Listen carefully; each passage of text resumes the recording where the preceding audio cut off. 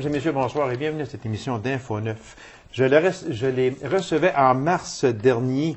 Elle venait nous parler du projet pour 16 élèves du secondaire 2 à 4 de la Paulino de La Sarre. Un voyage d'aide coopératif et de découverte au Pérou. Où en sont-elles rendues avec ce voyage? Est-ce que ce voyage-là va se faire? Alors, pour nous en parler, je reçois de nouveau Mme Kathleen Bouchard, enseignante, et Mademoiselle Marie-Maude Bordelot, étudiante. Mesdames, bonsoir. Bonsoir. Bonsoir. Je parlais avant l'émission avec Marie-Maude, puis elle m'a quasiment dit qu'il reste le nombre de jours, elle le savait. Puis elle m'a presque dit combien d'heures puis combien de secondes il restait avant de partir. Vous êtes vraiment anxieuse, vous avez vraiment hâte. Oui, j'ai vraiment hâte, mais je ne suis pas anxieuse, je suis plus énervée. Énervée? OK. Ouais. C'est ça qui est plus... parce que dans mon intro, la première chose que je disais, est-ce que ce voyage-là va se faire? Madame Bouchard, oui. Oui, il va se faire parce qu'à date, on a ramassé tout l'argent qu'on avait de besoin. Ah oui? Ouais. OK. Il nous reste juste, dans le fond, à faire nos valises, se préparer ensemble, faire des petites activités de groupe, de rassemblement. Oui, de rassemblement, c'est ça. ça. Les sous ont déjà été ramassés. Mon Dieu, c'est vraiment... parce que quand je vous avais reçu, c'était au mois de mars dernier, si ma mémoire est fidèle, c'est sûr que là, l'étape était rendue là. Il y avait des sous à ramasser parce que ça coûte quand même un certain montant d'argent. Vous avez fait quoi surtout pour ramasser vos sous? Plein d'activités, là. Oui. Ouais. Généralement, tu sais, les gens vont pacter au maxi. Oui, donc, ça, on c'est l'a oui, fait. exactement, c'est ça. On a ramassé des commanditaires, donc chaque jeune connaissait, tu sais, avait des connaissances, donc ils pouvaient les commanditer un petit peu. C'est ça. Dernièrement, la dernière qu'on a fait, ça a été une cueillette de bouteilles vides à la Sarre. OK. Puis ça nous a permis non seulement de terminer notre argent, de ramasser notre argent, mais en plus, on a été capable de ramasser un certain montant qu'on va pouvoir donner en don c'est bien, ça. au village qui va nous recevoir. Ah oui? Ouais. Ah mon Dieu, ça c'est bien. Fait que, ça veut dire que ça dépasse les espérances quasiment. Vous êtes fixé, c'est sûr que vous vous étiez fixé un certain montant d'argent à amasser pour faire le voyage, et puis vous avez dépassé ce montant-là. Puis ce qui est vraiment formidable, c'est que vous allez non pas le garder pour vous autres, vous allez en faire bénéficier un village. Ouais. En fait, a vraiment besoin aussi. On avait besoin de 48 875 pour partir. Donc ça a été atteint. Puis on va pouvoir en donner un petit peu au village là, pour les aider. Parce que c'est des villages quand même assez pauvres. Oui, c'est pauvre, exactement. Ah ben mon Dieu, ben, tant mieux. On parlait que vous étiez 16 dans le groupe. Puis j'avais ici 2 enseignantes. Et maintenant, il y a 3 adultes qui vont aller. Vous êtes encore 16 du groupe. Ouais. Il y avait 2 garçons. Oui. Regarde, elle a un petit sourire là. Ils sont encore là. Oui. Ça veut dire qu'ils n'ont pas été trop tannants. Non, c'est des super bons gars. Ah oui, c'est des super bons gars. Puis, Madame Bouchard, les critères, c'est sûr qu'il y avait des critères. On en avait parlé ici quand je vous ai reçu là, au tout début qui était cette aventure-là.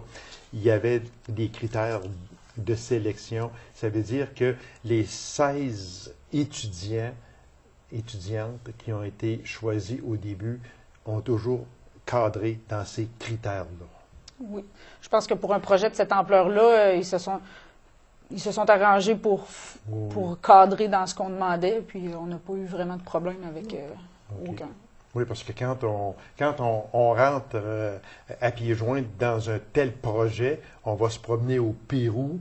Je pense qu'il n'y a pas de nature à chaque étudiant ou à quelques étudiants de dire, bon, ben, on a été choisi, on va prendre ça mollo, puis tu sais, là c'est quand même pas ça. Là. Il n'y avait pas la place pour ça. Ces étudiants-là, exactement, ces étudiants-là, vraiment ont été choisis, puis depuis le début, ont toujours cadré avec ce projet-là. D'autant plus qu'il y a beaucoup d'étudiants qui voulaient faire partie du voyage, puis ça, ils en étaient conscients. Oui, c'est ça aussi. Là. Tu prends peut-être la place de quelqu'un qui aurait bien fait ça. Qui aurait bien fait ça. Exactement, c'est vrai, c'est bien dit. Ça. 16 étudiants, étudiantes, 2 enseignantes, puis une infirmière. Oui, on a, dans le fond, juste pour pas rassurer les parents parce qu'ils ne semblaient pas être inquiets, Non, mais sûrement pas. pour former une équipe complète. Oui, Donc, oui. on a un gars, une fille, puis une infirmière. Donc, OK. Oui, parce qu'on ne prépare pas un voyage demain. Comme toi, Marie-Maude, tes parents ne sont pas inquiets. Non, pas pantoute. Puis d'un voyage comme ça, Non. vous êtes bien préparés, les enseignants vous ont bien préparé.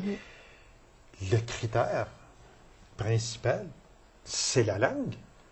Ouais. On est en train On d'apprendre. fait-tu une entrevue en espagnol, toi et Oh, deux? je pense que...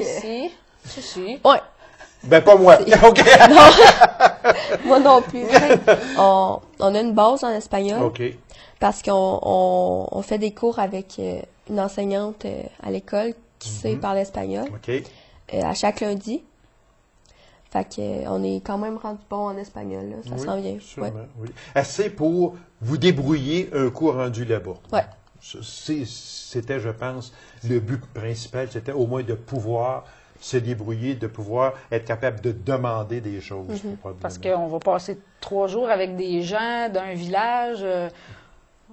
Marie-Mélie ne sera pas là avec nous pour nous aider. Donc, Et voilà, si on c'est veut ça, communiquer, si c'est on veut avoir exactement. pleinement Là, vous êtes l'expérience, oui. face à la réalité, Oui. comme on dit. Parce que des fois, quand vous êtes ici, je peux y demander en français, là, puis, mais là-bas, là, ça ne sera pas ça. Le soir, on va être tous dans nos familles. Là, donc, Vous avez aussi une courte liste, Madame Bouchard, pour les travaux que vous allez peut-être avoir à faire là-bas. oui, c'est ça. Parce que dans le fond, on s'en va les aider. Ben oui, c'est ça. Là, leur vous donner allez un coup de travailler main. aussi. Là. Puis là, Marie-Maud n'est pas au courant de ça, mais elle va le Non. faire. C'est une surprise pour Une demain. surprise, ah oui! Dans le fond, le village où on s'en va, c'est Ouaïafara. OK. Excusez mon espagnol. Ah, c'est très bien, c'est très bien.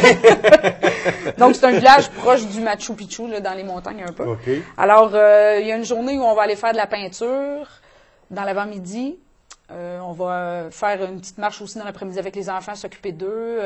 Il y a une partie aussi où on va aller les aider au niveau de l'agriculture, donc retourner la terre parce qu'ils vont semer des pommes de terre. Donc, je ne sais pas si nous, on va les semer aussi, là, mais on va les aider là-dedans. c'est vrai qu'il- Il y a une partie aussi qui va être de défricher des champs de maïs, donc enlever les mauvaises herbes. Ouais, OK. Puis après ça, ben, c'est sûr que dans l'après-midi, on va avoir une petite fête aussi, là, Oui, où oui, on va ça, s'amuser c'est avec les enfants, on va leur apporter des cadeaux. C'est Donc, ça vraiment devrait être bien extraordinaire. intéressant. Ah, ben, je comprends, ça devrait. Puis il y a une visite aussi, le volet visite dans le fameux Machu Picchu. Ouais. Ça doit être extraordinaire. Ouais, je pense que ça va être vraiment trippant, surtout avec tous les amis que on a dans le voyage, là. C'est ça. Ouais. Tout a été, parce que c'était un coût d'environ 2700 $ qu'on disait par... 2875 par 2875, fait que c'est quand même pas donné. Alors, ça veut Non. dire que... c'est quand même- De travailler fort. On a Oui. travaillé fort. Oui, j'en suis. Mais vous avez travaillé fort, mais seulement que par contre, aujourd'hui, là, vous êtes sur le point de partir. Vous pouvez dire mission accomplie, Ouais. ou du moins avant le voyage, mission accomplie pour vous rendre au voyage. Puis après ça, ce sera aussi mission accomplie lorsque vous aurez fait tous les travaux qui sont là. Vous allez aussi faire le volet visite qui est très important. C'est une culture personnelle pour toi. Tu t'attends à quoi de ça? Ben, je veux pas trop me faire d'attente parce que je sais vraiment pas dans quoi que on va être. C'est sûr que ça va être des très bonnes familles parce que on est avec un bon... Une agence qui s'occupe Ouais. vraiment de voyages étudiants, là, qui Elle sont est spécialisés prudente. là-dedans. Elle est prudente parce que, tu sais, on voit très bien là, que c'est pas là. Elle n'a pas d'attente spécifique. C'est au fur et à mesure Ouais. que tu vas voir. Puis, quand tu vas revenir, quand vous allez revenir, moi j'aimerais ça, vous vous réinvitez tous les deux pour venir nous donner un compte rendu, puis venir nous dire qu'est-ce que vous avez fait, qu'est-ce que vous avez trouvé de difficile aussi, parce que ça ne sera toujours pas facile. Puis qu'est-ce qui est aussi... on va parler de ce voyage-là, fait que je vais vous réinviter, si vous me permettez, après votre Ça voyage. sera avec plaisir. Ben, c'est réciproque également. Certainement, la date du départ, c'est quand? Dans le fond, on part de Toronto le vendredi 27 février. Donc, OK. on va partir dans la nuit ici en autobus. Là. OK. Mais à Toronto, on part le 27, puis on revient le 10 mars à Toronto. À Toronto. Donc, on s'est arrangé pour faire ça là. Les élèves, ils vont manquer 3 jours d'école Environ. en tout sur... Parce que c'est la semaine c'est de la semaine de relâche relâche. à ce moment-là. Fait que c'est bien pensé. Alors, sûrement, quelques remerciements à faire, sûrement. Oui, on voudrait remercier, dans le fond, on a eu quand même des gros commanditaires, à commencer par la Polino, tu sais, qui avait pris en charge quelques-unes de nos Oui, factures, oui. le Villemont Repos, le Club Lyon. Club Lyon. Oui, c'est ça, le Club Lyon aussi qui nous a donné vraiment un bon coup de main. Un bon là. coup de main, OK. Puis c'est sûr que chaque élève avait des personnes Oui, de exactement. leur côté. Là, mais Exactement. Puis ceux quand qui on nous ont parle encouragés aussi. puis là. d'aller pacter chez Maxime, bien là, c'est la population en C'est ça. général. Surtout qui les a familles, aidé. parce qu'ils en ont acheté du Ouais. café. Oui, exactement. Alors, mesdames, on vous souhaite un excellent voyage, un voyage de culture, j'en suis persuadé. Un voyage aussi volet visite au Machu Picchu. Ouais. Et puis, on va vous réinviter à votre retour au mois de mars à venir nous donner un compte-rendu de votre très beau voyage, j'en suis persuadé. Ben, merci. Alors, c'est moi qui vous remercie. Puis, bon voyage. Soyez surtout très prudents. Oui. Ouais. Merci. Merci beaucoup. Alors, mesdames et messieurs, courte pause et on vous revient immédiatement après. Restez avec nous.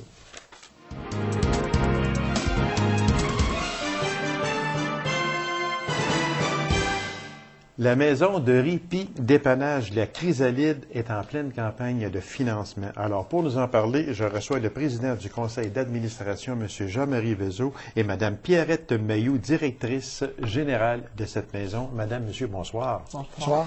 Merci d'avoir accepté cette invitation-là. C'est très gentil à vous.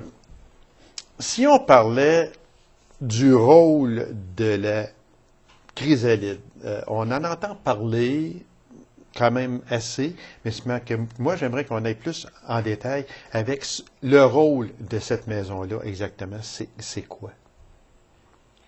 Bien, la maison est partie au départ de gens qui avaient un besoin de répit. OK. Ça a commencé par des bénévoles. Ce sont des religieuses qui tenaient la maison à ce moment-là. Oui, OK. Oui. OK. Et c'était, eux autres le faisaient de façon bénévole. Et c'était pas ouvert là, 24/7 comme ça l'est aujourd'hui. Cette partie-là, je ferais peut-être plus Jean-Marie nous en parler parce que Jean-Marie était là, lui, plus au départ que au départ, moi. oui, OK. C'est ça, ben, en fait, ça fait plus que 25 ans qu'on existe. On a ouvert en 1989. OK. Et en 1989, effectivement, nous, étant donné qu'on n'avait quand même pas beaucoup de sous, donc on n'avait pas les moyens de se payer du personnel régulier, on avait réussi à aller chercher une congrégation religieuse qui était un petit peu spécialisée avec les personnes handicapées. Laquelle?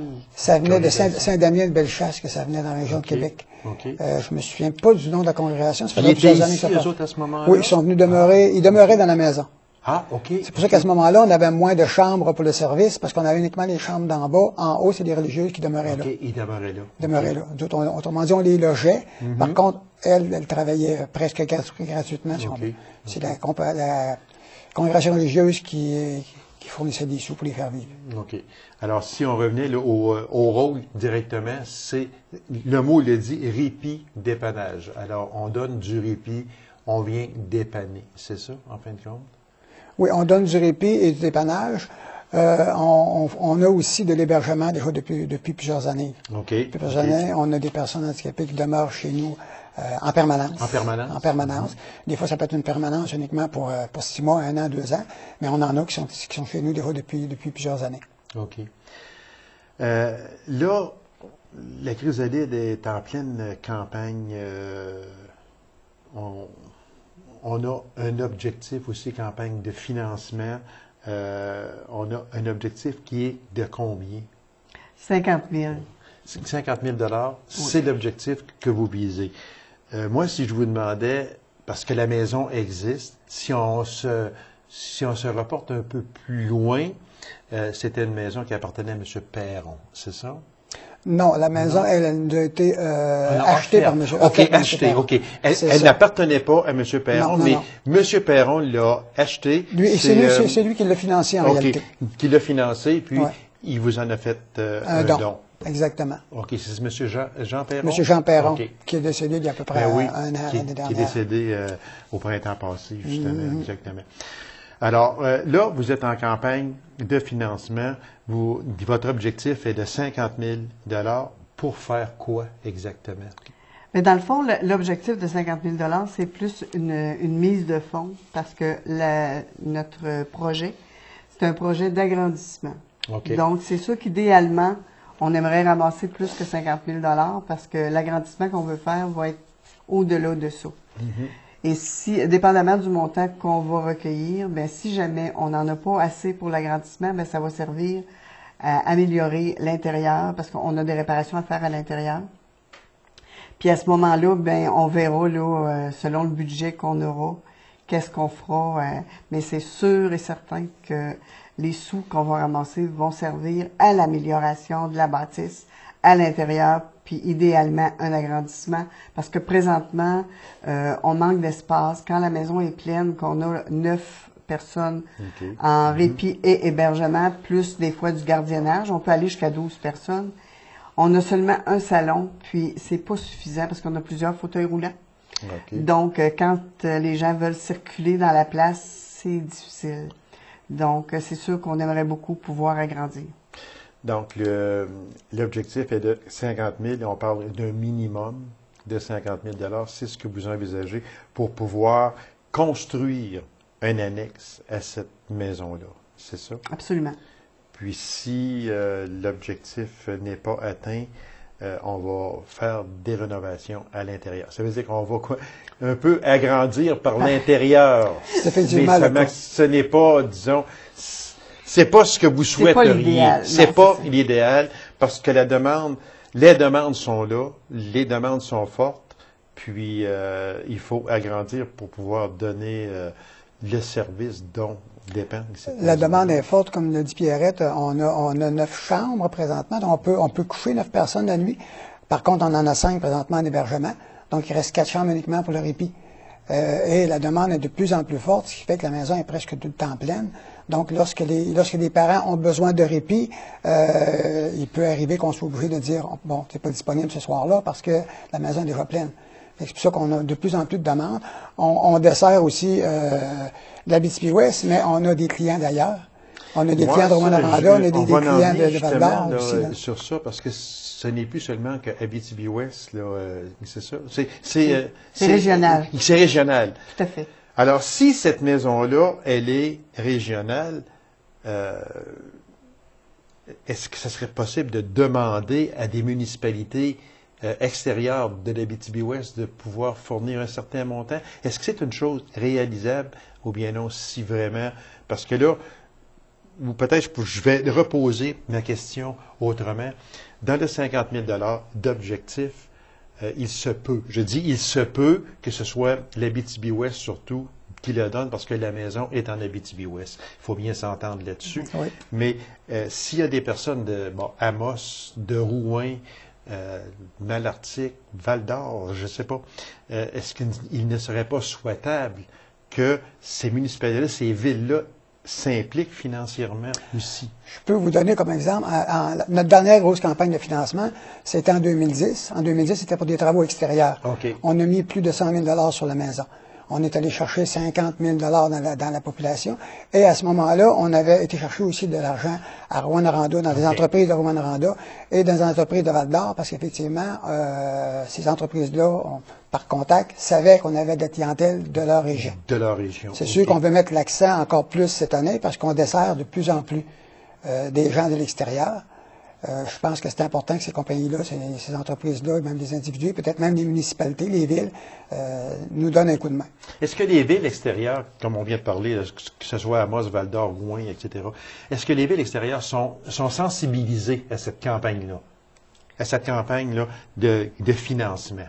Bien, je vous dirais de plus en plus.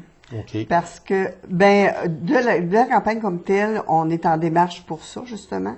Okay. Mais de plus en plus, parce qu'on a des gens aussi du Témiscamingue. Là, on a parlé à Amos, Val-d'Or, oui, mais on parle de région Abitibi-Témiscamingue. C'est ça, oui, exactement. Oui. Puis, on a de la clientèle du Témiscamingue. Et on a justement le parent d'un de nos hébergés qui est au Témiscamingue et qui nous a offert de l'aide dans ce sens-là. Donc, pour nous, c'est sûr que c'est quelque chose qu'on va devoir développer pour justement aller chercher plus de sous. OK. Combien de personnes sont hébergées de façon permanente à la maison au moment où l'on se parle? On a 5 personnes en hébergement. Alors, quand on parle de 5 personnes, ce sont des personnes qui restent là à l'année. Exactement. Puis, si on parlait de lits de courte durée, vous en avez combien? On a 4. 4 lits de courte durée. Quand on parle de courte durée, ça veut dire que c'est une personne qui peut... une famille demande à placer une personne pour quelques jours. Ça peut être uniquement une nuit, comme ça peut être une semaine ou 2-3 semaines. Okay. C'est selon les besoins des familles. Des fois, ça peut être uniquement parce que la famille a besoin elle a quelque chose un soir, une soirée. Okay. Elle a besoin de 2 jours pour les activités autres que s'occuper de son enfant. Et ça peut aussi pour prendre des vacances. Oui, aussi, exactement. Est-ce qu'il y a plus de gens de l'Abitibi-Ouest qui occupent cette maison-là qu'ailleurs, ailleurs, à l'extérieur de l'Abitibi-Ouest? Est-ce qu'il y a plus des personnes que vous hébergez, en majorité, sont de l'Abitibi-Ouest? L'Abitibi-Ouest. En majorité, effectivement. La majorité, c'est de l'Abitibi-Ouest. C'est sûr, de toute façon, on a toujours donné la priorité à l'Abitibi-Ouest parce que c'est les gens de l'Abitibi-Ouest qui ont parti la maison. Voilà. Et c'est les gens de l'Abitibi-Ouest qui la font vivre depuis 25 ans. Parce que, comme vous avez vu dans le budget, depuis 25 ans, on reçoit un certain montant de l'argent. Les premières années, on n'en recevait pas du tout, d'ailleurs, de l'argent de la santé, ou autrement dit du ministère de la Santé. Mais c'est la population qui le fait vivre par des dons, par de l'aide, par des activités de financement, et les gens qui l'utilisent, qui payent, les parents qui payent, les familles d'accueil qui payent. Puis, combien de personnes travaillent à cette maison-là? 10 personnes. Il y a 10 personnes. Moi, là, je trouve ça très bien, tellement bien aussi, mais quand on regarde, là, ces chiffres-là, quand vous nous dites tout ce que c'est qu'il y en est, les personnes qui y travaillent, les personnes qui y habitent en permanence, les personnes qui sont de courte durée, qui passent de courte durée, cette maison-là, là, elle a sa place, c'est incroyable. C'est plus qu'essentiel. Moi, je peux vous le dire parce que je suis parent d'une personne handicapée. Oui. Puis je peux vous dire que c'est plus qu'essentiel parce que si on n'avait pas parti cette maison-là, il y a beaucoup de parents que je me demande qu'est-ce qu'ils auraient réussi à faire. Il y a probablement un paquet de parents qui seraient tombés malades parce qu'effectivement, à un moment donné, en vieillissant, tu n'es plus capable de t'occuper d'une personne lourdement handicapée 365 jours par année, 24 heures par jour. Donc, la maison est très, très utile pour nous.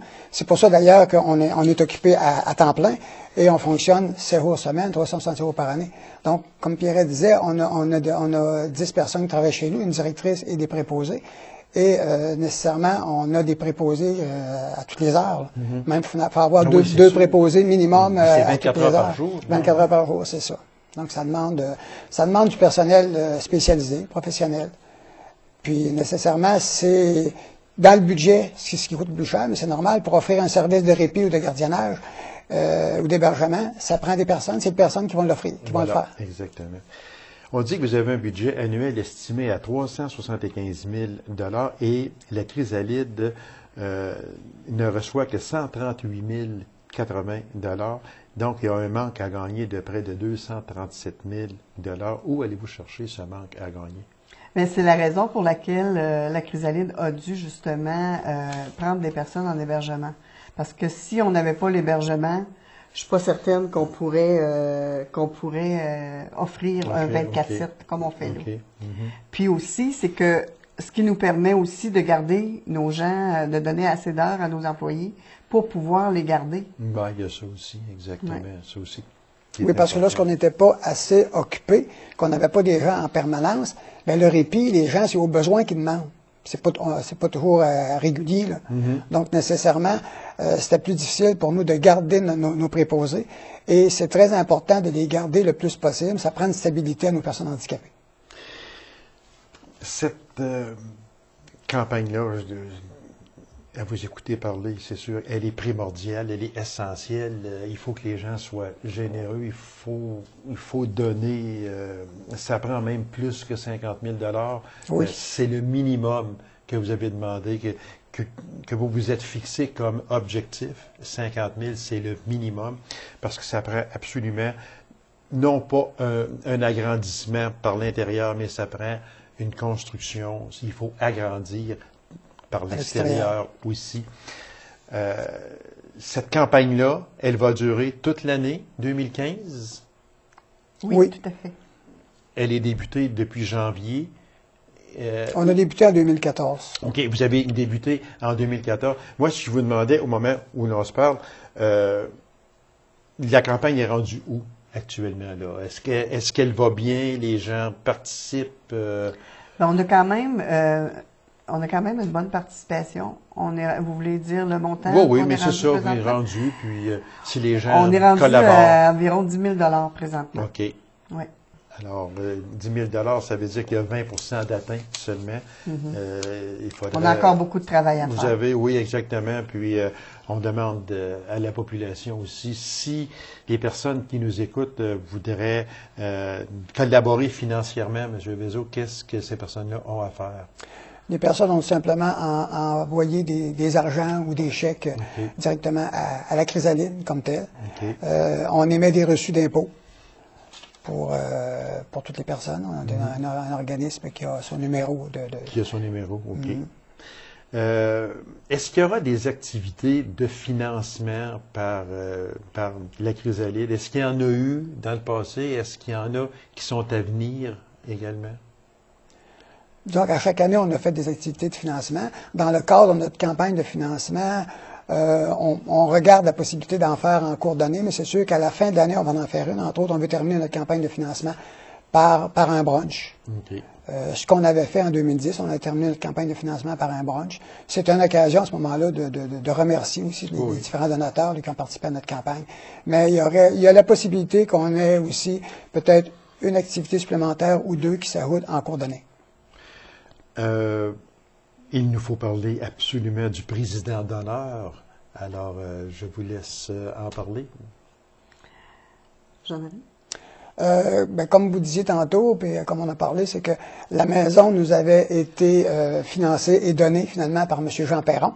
Donc, cette année, on cherchait un président d'honneur, comme on avait fait en 2010. Et on a eu l'idée, justement, d'approcher M. Richard Perron, qui est son garçon. Puis, Richard a été très généreux. Il a répondu oui immédiatement. Il était prêt à continuer, autrement dit, l'œuvre de son père. C'est ça. Donc, puis, il est embarqué, là, comme on dit, là, à 100% dans cette campagne-là. Au cours il a déjà commencé à faire des démarches avec des donateurs potentiels. Et il travaille en collaboration avec mon conseil d'administration, avec la directrice, pour que notre campagne fonctionne très, très bien. Donc, le président d'honneur est M. Richard Perron, puis il faut rappeler que c'est son père, M. Jean Perron, qui, il y a environ 25 ans, faisait un don de cette maison-là, qui est devenue aujourd'hui la chrysalide. C'était vraiment un beau geste de sa part. On sait d'abord, les Perrons, en général, ont contribué beaucoup chez nous, en Abitibi-Ouest et ailleurs aussi. Ben, c'est ce qui nous a permis d'opérer cette maison-là, parce que s'il avait fallu acheter une maison, disons, avoir un paiement à chaque mois quand on a fait une maison, ben là, ça aurait été plus difficile. Exactement. Quand on a uniquement à la faire vivre, ben, c'est plus possible, ça a été plus possible pendant 25 ans. Là. Alors, on demande aux gens d'être généreux. C'est pour la maison Répit Dépannage La Chrysalide. C'était de la campagne de financement 2015 qui va se terminer à la fin de l'année 2015 par un brunch bénéfice. Alors, j'aimerais peut-être mentionner l'adresse de la Chrysalide au cas où les gens ne sauraient pas. C'est le 35 5e Avenue Ouest à La Sarre et c'est J9Z 1K2, le code postal. Puis ils peuvent nous rejoindre aussi par téléphone si jamais ils ont des renseignements à demander au 819-333-3523, le poste 225. Que cette campagne-là, l'objectif va être défoncé, j'en suis persuadé, puis on vous souhaite de tout cœur. Merci beaucoup. Infiniment. C'est moi qui vous remercie. Alors, mesdames et messieurs, merci d'avoir été là. On se donne rendez-vous à une prochaine émission d'Info 9. Au revoir.